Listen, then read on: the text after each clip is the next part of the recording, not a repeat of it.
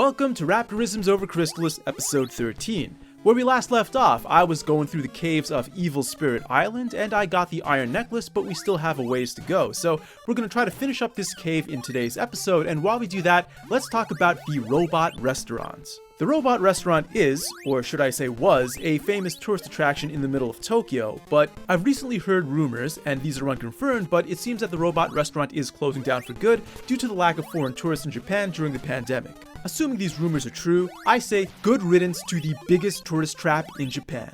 Is anyone really surprised that they're shutting down when foreign tourists can't enter the country? The number one sign of a tourist trap is that when you look around, all of the customers are foreigners. The locals would not be caught dead there. The only Japanese people you'll find at the robot restaurant are the staff, the people who are literally paid to be there. All of the Japanese locals know that it's a total ripoff, and that is saying something because these same people will go to the host clubs and the hostess clubs next door in Kabukicho. They'll waste all their money there, but even they will not waste a single dime on the robot restaurant. So how did I end up going there? Well, I'd heard the rumors, I kind of knew what I was getting into, but when one of my brother's friends came to Japan, he really wanted to go. I guess he read about it online or something, and so he ended up dragging me along with him. The robot restaurant does have some really good reviews online. I'm assuming they play a very active role in curating their online reputation, and that's how they draw in unsuspecting tourists. And it looks like we're finally out of the main part of the cave and we have arrived in this run-down village. So let's take a look at some of the houses and see if anyone is still here. There's someone down here. I'm Clark. I came from Joel to check this place out. A woman sorcerer is here. She came from Dragonia and changed all the people into zombies. Sabra is very clever. Be careful. Okay, so let's get out of here. And it looks like everyone else in this town has been zombified. We can't enter any of the other houses. And these aren't the zombies you can usually fight against like we could in Mount Saber. They're just kind of walking around and not saying anything. Now, I am pretty low on health and magic points right now, so I'm going to teleport out of here and come back here when I'm in full health. Okay, we are now back, and not only am I at full health and I have almost full magic points, but I've also grinded my way up to level 11, which I'll need to take on the boss of this stage. We are now in a small fortress area, and as usual in this kind of setting, we have soldiers running around. These guys are fast, there is no point in taking them on, so let's just run past all of them and get to a familiar looking mini-boss. This is the same kind of vampire we fought in the very first area of the game, but we have a few advantages this time around. First of all, with the ball of water, we can kill the bats a lot easier because the beam is much broader than with the sword of wind. We also have a lot more HP right now, so even if you do get hit by the bats, it's not going to set you back too far. It's speeding up now, so it's almost dead, and we just killed it. That's really cathartic after just how much trouble this boss gave us earlier in the game. Now back to the robot restaurant. As Nelson Muntz once said regarding the movie Naked Lunch, I can think of at least two things wrong with that title.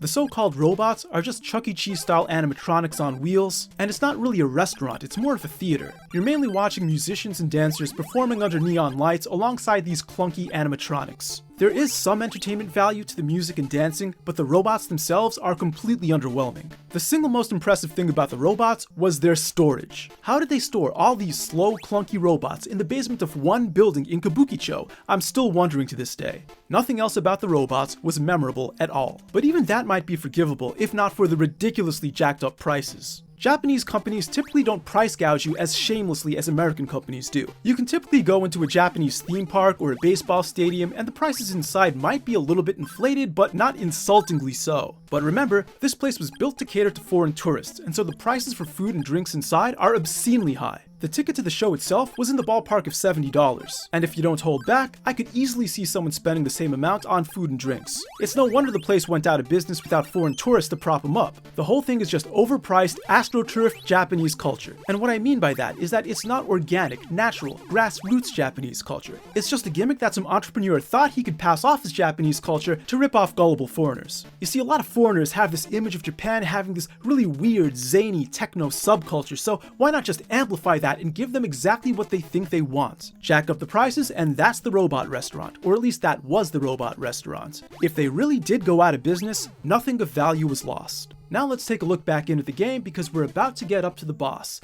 But first, it looks like there's someone waiting for us. It's Messiah, one of our allies.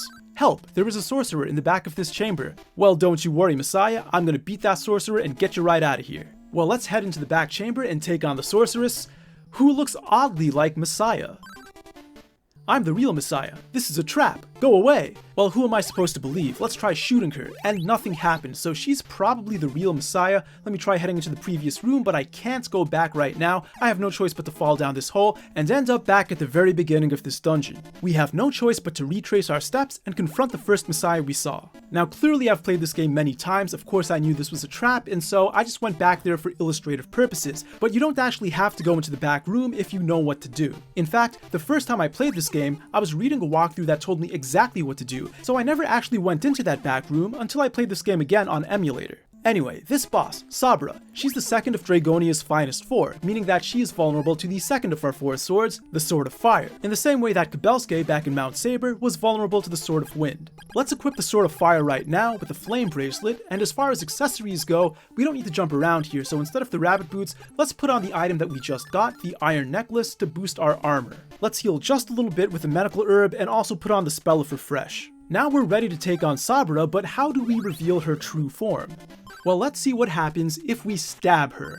What are you doing? Stop! One more time. You are mistaken, please stop! Once more should do the trick.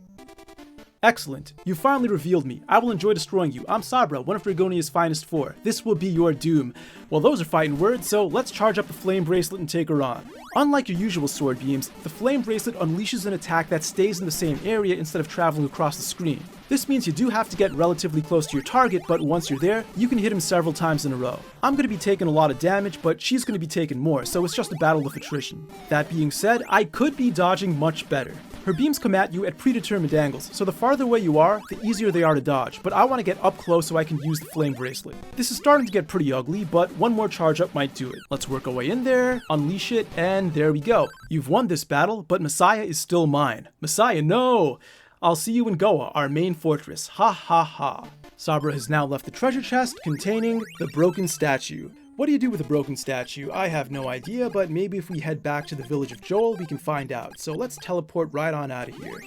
Except we don't have enough magic points right now at only 17, so we're gonna have to walk out. This kinda sucks. Well, let's head back to the village outside of the fortress, and it looks like all of the zombies have now been released from their curse, and they are humans once again. Maybe we can actually pick up some useful hints around here. Well, nothing from this lady, but maybe this guy over here has something to say. Thank you for saving me. An altar for the statue of gold is close to this island. Well, we have a broken statue. How do we turn that into a statue of gold? You know, a glowing lamp that's set to fix broken stuff is in the lighthouse. Well, I have a broken statue. Maybe if I have this glowing lamp, I can turn it into a statue of gold. And Clark says, please take this, it'll help you. He gives me the eyeglasses. So I'm actually glad I didn't teleport out of here. I've gotten some useful information and items from this area, but I still have to walk out of this dungeon. I need to cross the whirlpools. Can you help? A legend says that if the statue of gold is placed properly, we can return safely from any storm. Okay, some more useful information there, and a rare line from the protagonist. Anyway, it's just going to be more of the same walking out of here, so let's just skip all that in the video, and in the next episode, we'll meet back in the village of Joel. See you then.